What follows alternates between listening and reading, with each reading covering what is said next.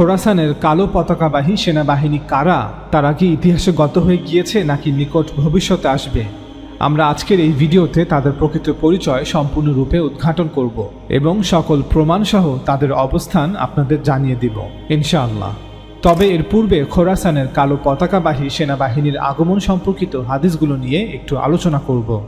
হাদিসগুলোর বিষয়ে মুসলিম উম্মার শ্রেষ্ঠ মুহাদ্দিসগণ কি বলেছেন তা আপনাদের সামনে তুলে ধরব। অষ্টম শতাব্দীতে ইমাম মালিক রচিত হাদিসের কিতাব মুয়াত্তা, যা মুসলিম ইতিহাসের প্রথম নির্ভরযোগ্য কোনো হাদিসের কিতাব, সেখানে খোরাসানের কালো পতাকাবাহী সেনাবাহিনী সম্পর্কে কোনো হাদিস পাওয়া যায় না। নবম শতাব্দীর মাঝামাঝিতে ইমাম বুখারী লিখিত হাদিসের কিতাব সাহি বুখারীতেও খোরাসানের কালো পতাকাবাহী সেনাবাহিনী সম্পর্কে কোনো হাদিস পাওয়া যায় না। নবম শতাব্দীর শেষার্ধে ইমাম মুসলিম লিখিত হাদিসের কিতাব সাহি মুসলিমেও খোরাসানের কালো পতাকাবাহী সেনাবাহিনী সম্পর্কে কোনো হাদিস পাওয়া যায় না।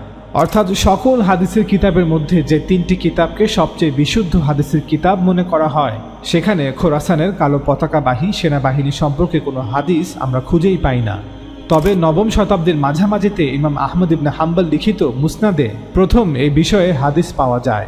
পরবর্তীতে নবম শতাব্দীর শেষার্ধে ইমাম তিরমিজি লিখিত সুনান তিরমিজি এবং ইবেন মাজাহ লিখিত সুনান ইবেন মাজাতে খোরাসানের কালো পতাকাবাহী সেনাবাহিনী সম্পর্কে কিছু হাদিস খুঁজে পাওয়া যায়। চলুন হাদিসগুলো আপনাদের পড়ে শোনাই। ইমাম তিরমিজি বলেন, আমাদেরকে কোথায় বা বর্ণনা করেছেন? তিনি বলেন, রিশদিন ইবনু সাদ আমাদের কাছে ইউনুসের সূত্রে বর্ণনা করেছেন। তিনি বর্ণনা করেছেন ইবন শিহাব আজ-জুহরি সূত্রে। তিনি বর্ণনা করেছেন কোবাইসা ইবন জুয়াইব থেকে। তিনি বর্ণনা করেছেন আবু হুরায়রা রাদিয়াল্লাহু তাআলা আনহু সূত্রে। আমরা মুসনাদে আহমেদেও এই হাদিসটির উল্লেখ পাই। মুসনাদে আহমেদে এই হাদিসটি ইমাম আহমদ ইবনে হাম্বল বর্ণনা করেছেন রিশদিন ইবন সাদ সূত্রে। তিনি বর্ণনা করেছেন ইউনুস সূত্রে। তিনি বর্ণনা করেছেন ইবনু শিহাব আজ-জুহরি সূত্রে। তিনি বর্ণনা করেছেন কোবাইসা ইবনু জুয়াইব সূত্রে। তিনি বর্ণনা করেছেন আবু হুরায়রা রাদিয়াল্লাহু তাআলা আনহু সূত্রে। আবু হুরায়রা রাদিয়াল্লাহু তাআলা আনহু হতে বর্ণিত আছে, তিনি বলেন, রাসূলুল্লাহ সাল্লাল্লাহু আলাইহি ওয়াসাল্লাম বলেছেন, খোরাসানের দিক হতে কালো পতাকাবাহীগণ আবির্ভূত হবে, অবশেষে সেগুলো ইলিয়া অর্থাৎ বাইতুল মাকদিসে স্থাপিত হবে এবং কোনো কিছুই তা ফেরাতে পারবে না। হাদিসটি বর্ণনা করার পর ইমাম তিরমিজি নিজেই বলেছেন, হাযা হাদিসুন গরীবুন, অর্থাৎ এটি একটি গরীব হাদিস। গরীব হাদিস কাকে বলে? বিখ্যাত মুহাদ্দিস ইবনে হাজার আল আসকালানি বলেন, যে হাদিস একজন রাবি বর্ণনা করেন তাই গরীব। কোনো হাদিস গরীব হওয়ার জন্য সনদের যে কোনো জায়গায় একজন রাবি থাকাই যথেষ্ট। ইমাম মালিক গরীব হাদিস সম্পর্কে বলেন, সবচেয়ে খারাপ ইলম হচ্ছে গরীব, আর সবচেয়ে উত্তম ইলম প্রকাশ্য ইলম, অর্থাৎ দিনের এমন ইলম যা সাধারণভাবে সকল মানুষ জানেন, যা একাধিক রাবি বর্ণনা করে। আব্দুর রাজ্জাক বলেন, আমরা মনে করতাম যে গরীব ইলম ভালো, কিন্তু পরবর্তীতে প্রমাণিত হলো যে এমন ইলম নিরেট খারাপ। ইমাম আহমদ ইবনে হাম্বল বলেন, তোমরা এসব গরীব লিপিবদ্ধ করো না, কারণ এগুলো মুনকার। মুনকার হাদিস এমন হাদিসকে বলা হয় যা প্রমাণ হিসেবে গ্রহণযোগ্য নয়। তিনি আরও বলেন, গরীব হাদিসের অধিকাংশ দুর্বল রাবিদের থেকে বর্ণিত। তিনি আরও বলেন, সবচেয়ে খারাপ ইলম হচ্ছে গরীব, এমন হাদিসের উপর আমলও ভরসা করা যায় না। চলুন এবার এই হাদিসের বর্ণনাকারীদের নির্ভরযোগ্যতা যাচাই করি। ইবন হাজার আল আসকালানি তার তেহজিব গ্রন্থে লিখেন, আর তাবারানি বলেছেন, ইউনুস ব্যতীত জুহরি থেকে এই হাদিসটি কেউ বর্ণনা করেনি এবং শুধুমাত্র রিশদিন ইউনুস থেকে বর্ণনা করেছেন। বাইহাকি বলেন, এই হাদিসটি শুধুমাত্র ইউনুস ইবন ইয়াজিদ থেকে রিশদিন ইবন সাদ বর্ণনা করেছেন। এই রিশদিনের কারণেই এই হাদিসটিকে দয়ীফ ও মুনকার হিসেবে বর্ণনা করা হয়েছে। ইমাম আহমদ ইবনে হাম্বল রিশদিনকে দয়ীফ বলে গণ্য করেছেন। ইয়াহিয়া ইবনে মাইন রিশদিন সম্পর্কে বলেছেন, তার হাদিস লিপিবদ্ধ করা উচিত নয়। আবু জারআহ বলেন, তার হাদিস দয়ীফ বা দুর্বল। আবু হাতেম বলেন, তার হাদিস মুনকার, তিনি অবহেলাকারী, তিনি বিশ্বস্ত বর্ণনাকারীদের কাছ থেকে অদ্ভুত সব হাদিস বর্ণনা করেছেন এবং তার হাদিস দয়ীফ। ইমাম নাসাই বলেছেন, তার হাদিস প্রত্যাখ্যান করা উচিত। আবু দাউদ বলেন, তার হাদিস দয়ীফ। ইবনে হিব্বান বলেন, তার বর্ণনা বেশিরভাগই অদ্ভুত। সুতরাং সংক্ষেপে বলা যায় যে খোরাসানের কালো পতাকাবাহী বাহিনী সম্পর্কে এই হাদিসটি দয়ীফ জিদ্দান, অর্থাৎ খুবই দুর্বল একটি হাদিস, এবং হাদিসটি সহিহ নয়। কারণ রিশদিন ইবন সাদ এই হাদিসটি বর্ণনা করেছেন, তাই মুহাদ্দিসগণ এই হাদিসটি গ্রহণ করেননি। ইমাম তিরমিজি নিজেই হাদিসটি বর্ণনা করে বলেছেন এটি একটি গরীব হাদিস, অর্থাৎ তিনি হাদিসটিকে দঈফ বলে গণ্য করেছেন। হাফিজ ইবন কাসির তার কিতাব আল বিদায়া ওয়া নিহায়াতে কালো পতাকাবাহী বাহিনী সম্পর্কে কয়েকটি হাদিস বর্ণনা করে বলেছেন, খোরাসানের কালো পতাকার হাদিসগুলোর বিষয়ে সন্দেহ সৃষ্টির কারণ হচ্ছে হাদিসগুলোর কোনো ইসনাদই সমস্যা মুক্ত নয়, অর্থাৎ প্রত্যেকটি হাদিসের কোনো না কোনো বর্ণনাকারী সন্দেহযুক্ত। ইবনে হাজার আল আসকালানি তার কিতাব আল কৌল আল মুসাদ্দাদে, শায়েখ আলবানি তার কিতাব আস সিলসিলা আদ দাঈফাতে, শেখ আহমদ সাকির মুসনাদে আহমদের ব্যাখ্যা গ্রন্থে হাদিসটিকে দঈফ হিসেবে শ্রেণীবদ্ধ করেছেন। তাছাড়া মুসাসাত আর রিসালা গ্রন্থে মুসনাদে আহমদের অন্যান্য ব্যাখ্যাকারগণ বলেছেন এই হাদিসের ইসনাদ দঈফ জিদ্দান, অর্থাৎ খুবই দুর্বল একটি হাদিস। তারা আরও বলেছেন কালো পতাকাবাহী বাহিনী সম্পর্কে কোনো সহিহ হাদিসই নেই, সবই দঈফ হাদিস এবং মাওকুফ হাদিস।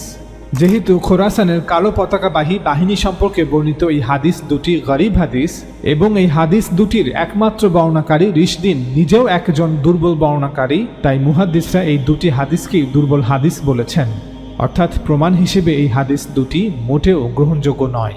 মুহাদ্দিস আল খতিব আত-তিবরিজির কিতাব মেশকাতেও কালো পতাকাবাহী বাহিনী সম্পর্কে একটি হাদিসের বর্ণনা পাওয়া যায়। চলুন হাদিসটি আপনাদের পড়ে শোনাই। সাওবান রাদিয়াল্লাহু তাআলা আনহু হতে বর্ণিত, তিনি বলেন রাসূলুল্লাহ সাল্লাল্লাহু আলাইহি ওয়াসাল্লাম বলেছেন, যখন তুমি খোরাসানের দিক থেকে কালো পতাকাবাহী সৈন্য আসতে দেখবে তখন তাদেরকে অভ্যর্থনা জানাবে, কেননা তার মাঝে আল্লাহর খলিফা মাহদী থাকবেন।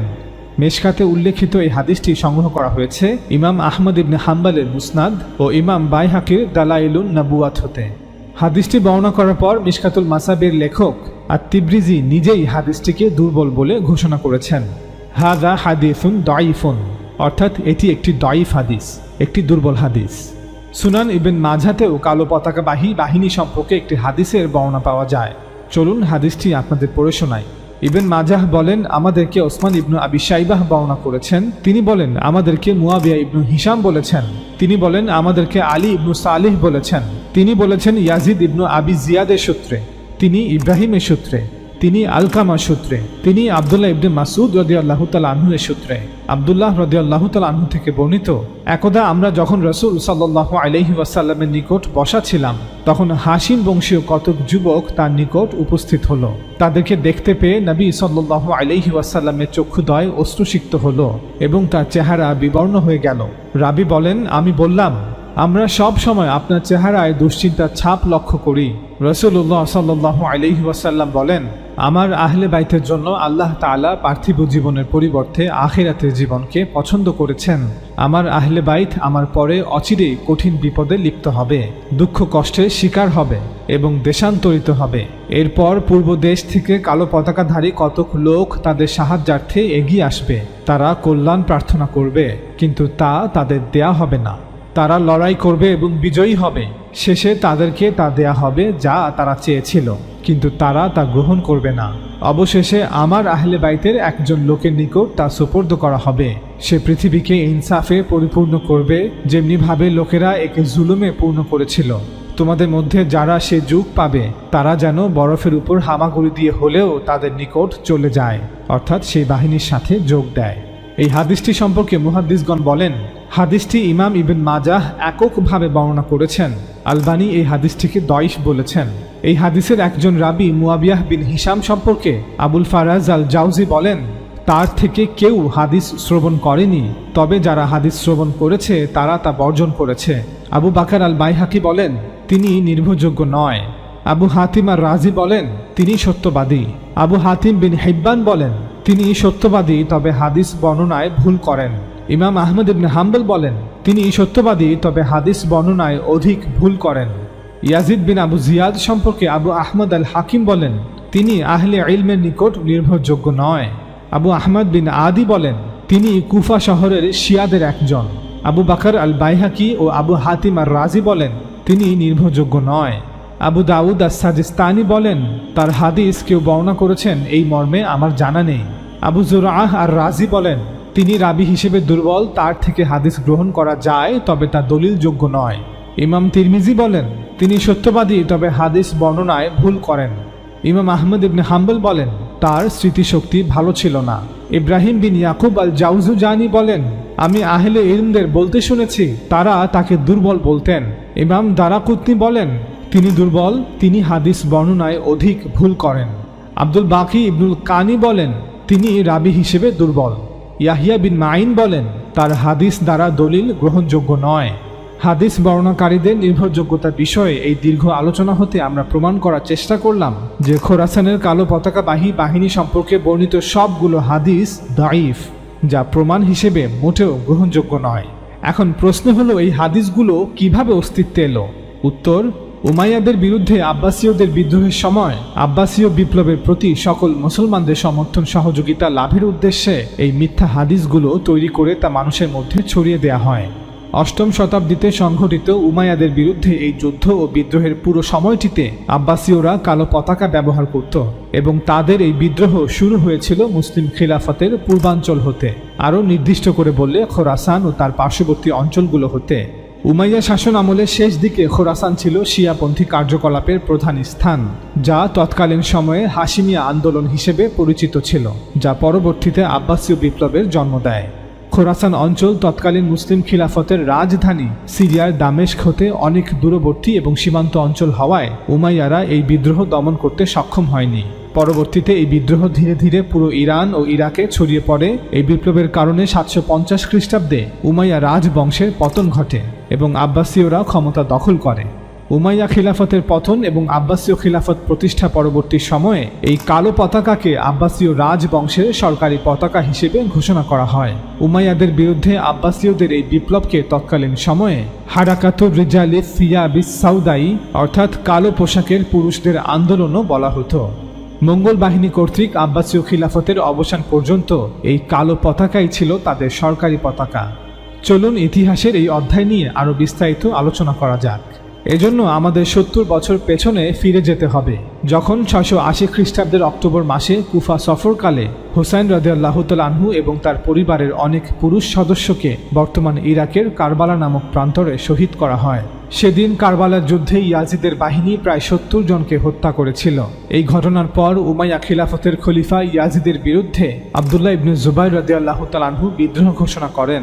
আব্দুল্লাহ ইবনে জুবাইর ছিলেন আয়েশা রাদিয়াল্লাহু তাআলা আনহের বড় বোন আসমা রাদিয়াল্লাহু তাআলা আনহের বড় সন্তান, অর্থাৎ ইসলামের প্রথম খলিফা আবু বকর রাদিয়াল্লাহু তাআলা আনহুয়ের নাতি। আসমা রাদিয়াল্লাহু তাআলা আনহা এবং জুবাইর রাদিয়াল্লাহু তাআলা আনহুয়ের পুত্র আব্দুল্লাহ ইবনে জুবাইর রাদিয়াল্লাহু তাআলা আনহু বিদ্রোহ করার পর বিভিন্ন কারণে উমাইয়া শাসনের প্রতি অসন্তুষ্ট ব্যক্তিরাও তার বিদ্রোহকে সমর্থন করে। বিদ্রোহের পর আব্দুল্লাহ ইবনে জুবাইর মক্কায় গোপনে বায়াত গ্রহণ শুরু করেন। এই খবর জানতে পারলে ইয়াজিদ সমঝোতার উদ্দেশ্যে বিভিন্ন উপহার সহ একটি প্রতিনিধি দল পাঠিয়ে তাকে শান্ত করার চেষ্টা করে। আব্দুল্লাহ ইবনে জুবাইর যে কোনো প্রকারের সমঝোতাকে অস্বীকার করলে ইয়াজিদ তাকে গ্রেফতার করতে আমরের নেতৃত্বে একটি বাহিনী হিজাজে প্রেরণ করে, কিন্তু উমাইয়া বাহিনী আব্দুল্লাহ ইবনে জুবাইরের কাছে পরাজিত হয় এবং আমরকে হত্যা করা হয়। এদিকে মদিনাবাসীও আব্দুল্লাহ ইবনে জুবাইর রাদিয়াল্লাহু তাআলা আনহুকে সমর্থন দেয়। তারা ইয়াজিদের প্রতি আনুগত্য ত্যাগ করে মদিনার উমাইয়া গভর্নর ইয়াজিদের চাচাতো ভাই ওসমান ইবনে মুহাম্মদ ইবনে আবি সুফিয়ানকে এবং শহরে বসবাসকারী উমাইয়া প্রশাসনের সকল লোকেদের শহর থেকে বহিষ্কার করে। তখন ইয়াজিদ পুরো হিজাজ পুনরুদ্ধার করার জন্য মুসলিম ইবনে ওকবার নেতৃত্বে প্রায় 12,000 সৈন্যবাহিনীর একটি দল মদিনার উদ্দেশ্যে প্রেরণ করে। আল হারার যুদ্ধে মদিনাবাসীরা ইয়াজিদের বাহিনীর কাছে পরাজিত হয়। মদিনার বিদ্রোহীদের পুনরায় ইয়াজিদের বায়াত গ্রহণ করতে বাধ্য করা হয়। এরপর ইয়াজিদের সৈন্যবাহিনী আব্দুল্লাহ ইবনে জুবাইরকে পরাস্ত করার জন্য মক্কার দিকে যাত্রা করে। 683 খ্রিস্টাব্দের সেপ্টেম্বর মাসে তারা মক্কা শহর অবরোধ করে। এই অবরোধ কয়েক সপ্তাহ ধরে চলে। এ সময় হামলার কারণে কাবা ঘরে আগুন লেগে যাওয়ার ঘটনাও ঘটে। নভেম্বরে ইয়াজিদের আকস্মিক মৃত্যু হলে উমাইয়া বাহিনী এই অভিযান বন্ধ করে সৈন্য নিয়ে সিরিয়া চলে যায়। ইয়াজিদের মৃত্যু এবং মক্কা হতে উমাইয়া সৈন্য প্রত্যাহারের পর আব্দুল্লাহ ইবনে জুবাইর প্রকাশ্যে নিজেকে খলিফা ঘোষণা করেন। এ সময় পুরো আরব জাজিরা উমাইয়াদের হাতছাড়া হয়ে যাওয়ায় সে সময় হিজাজ এবং আরব উপদ্বীপে আব্দুল্লাহ ইবনে জুবাইর ছিলেন প্রকৃত শাসক। প্রকাশ্যে নিজেকে খলিফা ঘোষণা করার পর মিশরের অধিবাসীরাও তাকে খলিফা হিসেবে স্বীকৃতি দেয়। এদিকে ইরাকের অধিবাসীরা উমাইয়া গভর্নর ইবেন জিয়াদকে বহিষ্কার করে আব্দুল্লাহ ইবনে জুবাইরকে খলিফা হিসেবে স্বীকৃতি দেয়। সে সময় দক্ষিণ পারস্যের কিছু অংশে যেমন ফার্স এবং কিরমান অঞ্চলে আব্দুল্লাহ ইবনে জুবাইর রাদিয়াল্লাহু তাআলা আনহুয়ের নাম সম্বলিত মুদ্রা তৈরি করা হয়েছিল। এগুলো তার কিছু নমুনা। ইয়াজিদের মৃত্যুর পর তার বড় সন্তান মুয়াবিয়া খলিফা হয়। ইয়াজিদ তার বড় ছেলের নাম তার পিতার নামে রেখেছিল। খলিফা হওয়ার কয়েক মাস পর মুয়াবিয়াও মারা যায়। ক্ষমতার এই টালমাটাল অবস্থায় উত্তর সিরিয়ার কায়েস গোত্র আবদুল্লাহ ইবনে জুবাইরকে সমর্থন দেয়।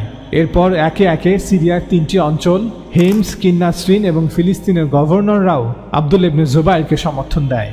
অবস্থা এমন হয়েছিল যে উমাইয়া খিলাফতের রাজধানী দামেস্কের গভর্নর দাহাক ইবনে কায়েসও জুবাইরের দিকে ঝুঁকে পড়েছিল। কিন্তু উমাইয়াপন্থী কিছু শক্তিশালী গোত্র, বিশেষ করে বানু কালব, যারা জর্ডান অঞ্চলে শক্তিশালী ছিল, তারা উমাইয়াদের সমর্থন দিয়েছিল এবং যে কোনো মূল্যে উমাইয়া বংশকে ক্ষমতায় রাখতে বদ্ধপরিকর ছিল। তাদের মধ্যে কেউ কেউ ইয়াজিদের ছোট ছেলে খালিদকেও সিংহাসনে বসানোর পরামর্শ দেয়। সে সময় খালিদের বয়স ছিল মাত্র 16 বছর, তাই তাদের একটি অংশ মারওয়ানকে সমর্থন দেয়। 684 খ্রিস্টাব্দের জুন মাসে উমাইয়াপন্থী গোত্রদের একটি সুরায় মারওয়ানকে খলিফা হিসেবে স্বীকৃতি দিয়ে তার বায়াত গ্রহণ করা হয়। মারওয়ান ছিলেন ওসমান রাদিয়াল্লাহু তাআলা আনহু এর চাচাতো ভাই। 684 খ্রিস্টাব্দের মাঝামাঝিতে উমাইয়া খিলাফত কতটা দুর্বল হয়ে পড়েছিল তা এই ম্যাপ থেকে পরিষ্কার অনুধাবন করা যায়। শুধুমাত্র দামেস্ক এবং উর্দুন, এই দুটি অঞ্চল ব্যতীত পুরো সাম্রাজ্য উমাইয়াদের বিরুদ্ধে ছিল। হিজাজ, জাজিরাতুল আরব, মিসর, ইরাক, পারস্য এবং সিরিয়ার অধিকাংশ অঞ্চলই প্রত্যক্ষ বা পরোক্ষভাবে আবদুল্লাহ ইবনে জুবাইরকে সমর্থন দিয়েছিল। সকলে সমর্থন থাকলেও আবদুল্লাহ ইবনে জুবাইর সে সময় শুধুমাত্র হিজাজ, নাজরান, ইয়ামান এবং ইরাকের বসরা সরাসরি নিয়ন্ত্রণ করতেন। মারওয়ান খলিফা হওয়ার পর সিরিয়ার জুবাইরপন্থী গোত্রগুলো মারওয়ানকে স্বীকৃতি দিতে অস্বীকার করে। ফলে আগস্টে মার্জ রাহিতের যুদ্ধে মারওয়ানের সমর্থকদের সাথে তারা সংঘর্ষে জড়িয়ে পড়ে। এই যুদ্ধে জুবাইরপন্থীরা পরাজিত হয় এবং তাদের অনেক জ্যেষ্ঠ নেতাদের হত্যা করা হয়। মারওয়ানের সমর্থকরা মার্জ রাহিতের যুদ্ধে বিজয়ী হলে 684 খ্রিস্টাব্দে মারওয়ান খলিফা পদে আরোহণ করে। মারওয়ানের সিংহাসনে আসীন হওয়া একটি টার্নিং পয়েন্ট ছিল, কারণ তার হাত ধরেই সিরিয়া উমাইয়াদের অধীনে পুনরায় একত্রিত হওয়ার সুযোগ পায়। ক্ষমতা লাভের পর মারওয়ানের প্রথম কাজ ছিল ইসলামী বিশ্বের অধিকাংশ এলাকা জুড়ে খলিফা হিসেবে স্বীকৃত আবদুল্লাহ ইবনে জুবাইরের বিদ্রোহী দলের উপর কর্তৃত্ব প্রতিষ্ঠা করা। এ লক্ষ্যে মারওয়ান প্রথমে মিশর পুনর্দখল করে। মারওয়ান এবং তার পুত্র আব্দুল আজিজ মিশরের স্থানীয় গোত্রদের সহায়তায় জুবাইরপন্থী গভর্নরকে মিশর থেকে বহিষ্কার করে। এদিকে আবদুল্লাহ ইবনে জুবাইরের ছোট ভাই মুসাবের নেতৃত্বে জুবাইরপন্থী সেনারা পাল্টা ফিলিস্তিন আক্রমণ করে। একইভাবে পরবর্তীতে হিজাজ পুনরুদ্ধারের জন্য মদিনার কাছে উমাইয়াদের অভিযান জুবাইরের সেনাবাহিনী প্রতিহত করে দেয়। 9 মাস শাসন করার পর 685 খ্রিস্টাব্দে মারওয়ান ইবনুল হাকাম মৃত্যুবরণ করে। সে সময় আরবের হিজাজ, নাজরান এবং ইরাকের বসরা আবদুল্লাহ ইবনে জুবাইরের নিয়ন্ত্রণে ছিল। তাছাড়া সিজিস্তান অর্থাৎ বর্তমান পূর্ব ইরান এবং খোরাসান আবদুল্লাহ ইবনে জুবাইরের সরাসরি নিয়ন্ত্রণে না থাকলেও তিনি পরোক্ষভাবে সেখানে প্রভাব বিস্তার করেছিলেন। আরবের নাজদ, বাহরাইন অঞ্চল এবং পারস্যের ফার্স ও কিরমান অঞ্চল ছিল খাওয়ারিজদের নিয়ন্ত্রণে। সে সময় খারিজি বিদ্রোহীরা স্বাধীন রাষ্ট্র স্থাপন করলে আবদুল্লাহ ইবনে জুবাইর তিহামা ও হিজাজ অঞ্চলে বিচ্ছিন্ন হয়ে পড়েন। এদিকে ইরাকের বেশ কিছু এলাকা এবং এর অধীন আর্মেনিয়া, আজারবাইজান, পারস্যের পশ্চিমাঞ্চল ছিল মুখতার আল সাকাফির নিয়ন্ত্রণে। মুখতার আল সাকাফি ছিল কয়েকটি শিয়াপন্থী দলের নেতা, আর উমাইয়াদের দখলে ছিল শুধু সিরিয়া এবং মিশর অঞ্চল। মারওয়ানের মৃত্যুর পর তার পুত্র আব্দুল মালিক ইবনে মারওয়ান 685 খ্রিস্টাব্দে খলিফা হয়। সে খিলাফতের দায়িত্ব পাওয়ার পর উমাইয়াদের কর্তৃত্ব সংহত করার চেষ্টা করে এবং হারানো প্রদেশগুলো পুনরুদ্ধারে প্রচেষ্টা অব্যাহত রাখে। প্রথম 6 বছর ব্যর্থ হলেও 691 খ্রিস্টাব্দে উমাইয়া সেনারা পুনরায় ইরাক দখল করে নেয়। ইরাক পুনর্দখলের পর আব্দুল মালিক তার সেনাপতি হাজ্জাজ বিন ইউসুফকে আবদুল্লাহ ইবনে জুবাইরের বিরুদ্ধে পাঠায়। আবদুল্লাহ ইবনে জুবাইর নিজেও খাওয়ারিজদের দ্বারা হিজাজে কোণঠাসা হয়ে পড়েছিলেন। হাজ্জাজ ইবনে ইউসুফ 688 খ্রিস্টাব্দে প্রথমে ইয়েমান এবং হাদ্রামাউত দখল করে নেয়। তারপর 689 খ্রিস্টাব্দে তায়েফ দখল করে নেয়। হাজ্জাজ বিন ইউসুফ 661 খ্রিস্টাব্দে এই তায়েফেই জন্মগ্রহণ করেছিল। সে সরাসরি মক্কায় হামলার পরিবর্তে প্রথমে নিজেকে তায়েফে দৃঢ়ভাবে প্রতিষ্ঠিত করে। এ সময় বেশ কয়েকটি সংঘর্ষে জুবাইর বাহিনীকে সে পরাজিত করে। এদিকে সিরিয়া হতে আগত আরেকটি উমাইয়া বাহিনী জুবাইরপন্থী গভর্নরের কাছ থেকে মদিনা শহর দখল করে নেয়। পরে তারা হাজ্জাজকে সাহায্য করার জন্য মক্কার দিকে অগ্রসর হয়। হাজ্জাজ 692 খ্রিস্টাব্দের মার্চ মাসে মক্কা শহর অবরোধ করে। এই অবরোধ 6 মাস থেকে 7 মাস পর্যন্ত স্থায়ী ছিল। এক পর্যায়ে জুবাইর বাহিনীর অধিকাংশ সেনারা হাজ্জাজের কাছে আত্মসমর্পণ করে। আব্দুল্লাহ ইবনে জুবাইর তিনি আত্মসমর্পণ না করে যুদ্ধ চালিয়ে যাওয়ার সিদ্ধান্ত নেন, কিন্তু কিছুদিন না যেতেই শক্তিশালী উমাইয়া বাহিনীর সাথে যুদ্ধ করতে গিয়ে তিনি নিহত হন। তার মৃত্যুর পর পুরো হিজাজ উমাইয়াদের নিয়ন্ত্রণে চলে আসে এবং দীর্ঘ 12 বছরের গৃহযুদ্ধের সমাপ্তি ঘটে। এরপর জাজিরাতুল আরবের খারিজিরাও হাজ্জাজের কাছে পরাজিত হয়। আরব এবং পারস্যের বিভিন্ন খারিজি দলগুলো 699 খ্রিস্টাব্দ পর্যন্ত ইরাকে সক্রিয় থাকলেও পরবর্তীতে তাদেরকেও উমাইয়া বাহিনী কর্তৃক দমন করা হয়।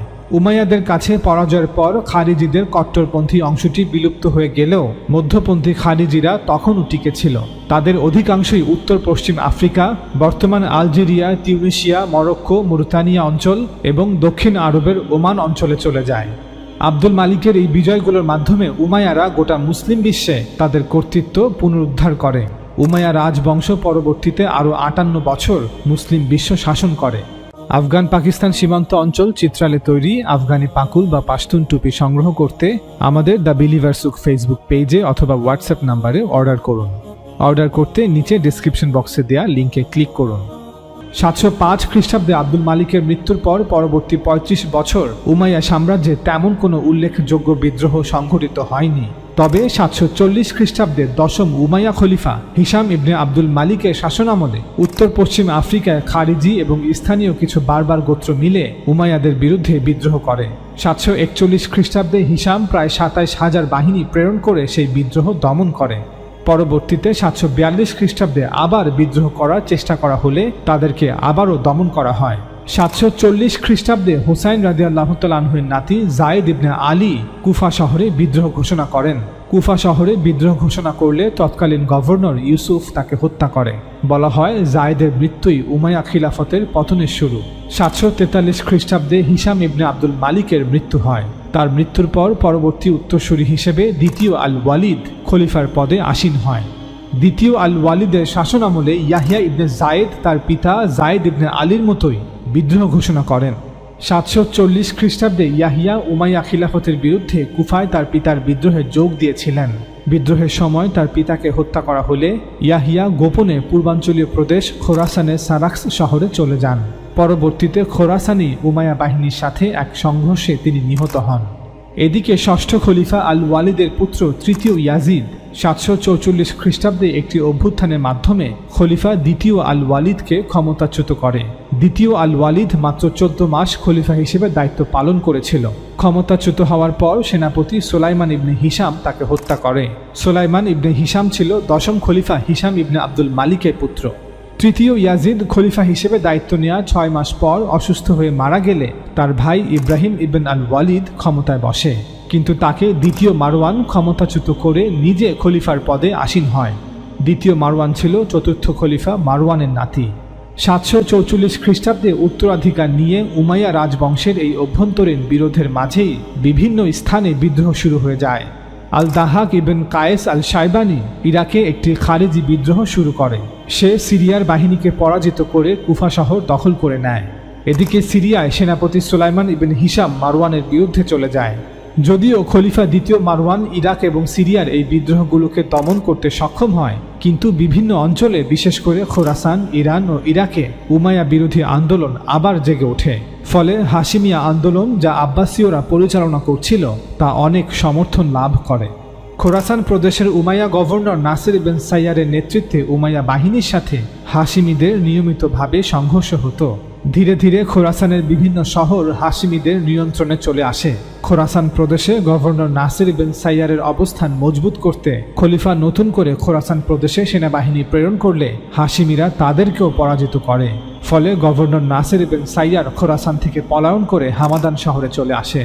উমাইয়া সাম্রাজ্যের চূড়ান্ত পতন সম্পর্কে আলোচনার পূর্বে চলুন এ পর্যায়ে আমরা জেনে নেই যে সুদূর খোরাসান হতে কিভাবে এই হাশিমি আন্দোলন বা আব্বাসীয় আন্দোলন সফলতা লাভ করল। 717 খ্রিস্টাব্দে অষ্টম উমাইয়া খলিফা ওমর বিন আব্দুল আজিজ খিলাফতের দায়িত্ব লাভ করেন। সে সময় থেকে খোরাসানে অতি গোপনে হাশিমিয়া মিশন শুরু হয়। তারা অতি গোপনে খোরাসানে সমর্থক সন্ধান করতে শুরু করে। হাশিমিয়া ছিল শিয়াদের একটি উপদল। আবু হাশিমের নামানুসারে তাদেরকে হাশিমিয়া বলা হতো। আবু হাশিম ছিলেন আলী রাদিয়াল্লাহু তাআলা আনহুর নাতি। হাশিমিয়াদের শিক্ষা এবং বিপ্লবী অবস্থান গোটা পারস্যে ছড়িয়ে পড়েছিল, বিশেষ করে বৃহত্তর খোরাসানে। তারা খোরাসানের মাওয়ালি অর্থাৎ অনারব মুসলমান এবং আরব বসতি স্থাপনকারীদের মধ্যে অনেক অনুগামী খুঁজে পেয়েছিল। 741 খ্রিস্টাব্দের পর তাদের সাথে আব্বাসীয়রাও যোগ দেয়।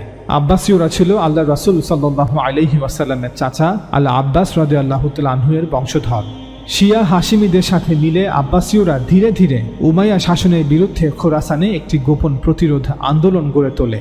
আমাদের মনে রাখতে হবে যে সে সময় পর্যন্ত শিয়াপন্থীরা ছিল একটি রাজনৈতিক মতাদর্শের অনুসারী, অর্থাৎ সে সময় শিয়াদের আন্দোলন ছিল একটি রাজনৈতিক আন্দোলন। শিয়া হাশিমিরা এবং আব্বাসীয়রা বিপ্লবের সাফল্য নিশ্চিত করার জন্য খোরাসানে পুরো একটি গোপন নেটওয়ার্ক তৈরি করে। তারা অতি সাবধানতার সাথে বিভিন্ন বিদ্রোহগুলো পর্যবেক্ষণ করতে থাকে। 740 খ্রিস্টাব্দের পর থেকেই উমাইয়া সাম্রাজ্য দুর্বল হতে শুরু করে।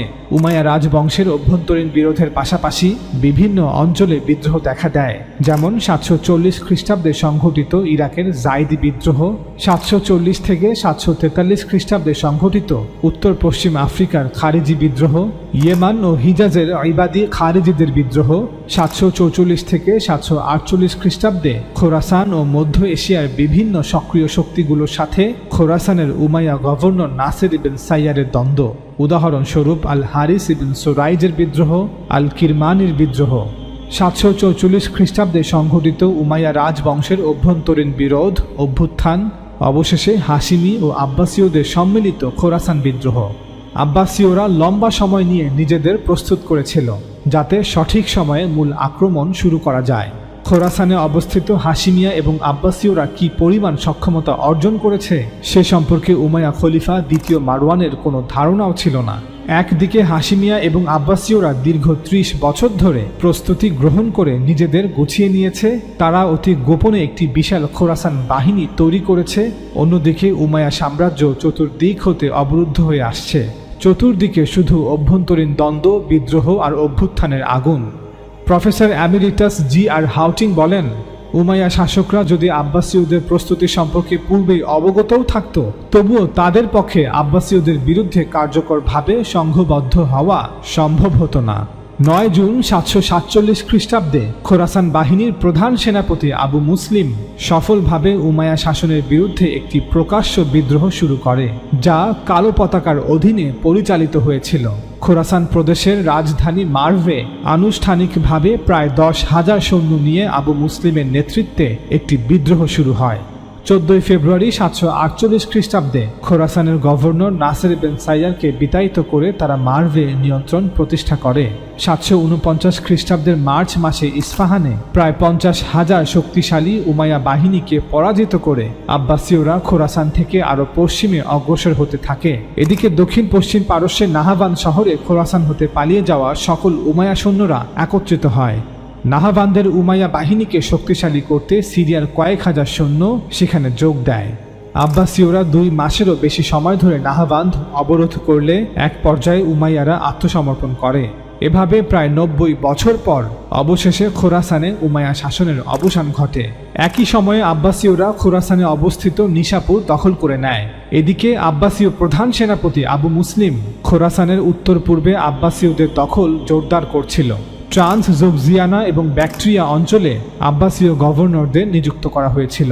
উমাইয়া গভর্নর নাসির ইবন সাইয়ারের সাথে শান্তি চুক্তি স্বাক্ষরকারী বিভিন্ন বিদ্রোহী গোষ্ঠীগুলোকে আবু মুসলিম নতুন করে শান্তি চুক্তির প্রস্তাব করে, যাতে তারা এখন আব্বাসীয়দের সাথে শান্তি চুক্তি স্বাক্ষর করে যে তারা ভবিষ্যতে আব্বাসীয়দের সাথে কোনো সংঘর্ষে জড়াবে না এবং উমাইয়াদের হয়ে আব্বাসীয়দের বিরুদ্ধে কোনো যুদ্ধে জড়াবে না।